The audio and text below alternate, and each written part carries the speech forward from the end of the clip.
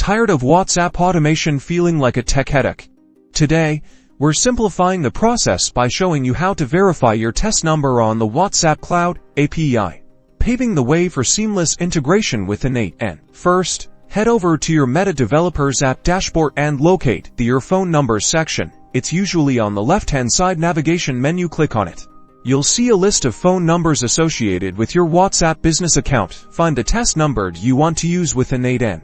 It's likely showing a pending or unverified status right now. Next to the number, you should see a button that says something like Verify or Send Code. Click on this button to initiate the verification process. A pop-up window will appear, prompting you to enter a verification code. WhatsApp will send this code to the test number you're trying to verify, so have your phone handy. Check your WhatsApp messages on the test phone. You should receive a message from WhatsApp containing a 6-digit verification code. Enter the 6-digit code into the pop-up window on the Meta Developers app dashboard and click the Submit or Verify button. If you entered the code correctly, the status of your phone number should update to Verify, usually indicated by a green checkmark. Congratulations, your test number is now verified, and you're ready to configure the WhatsApp Note in N8n.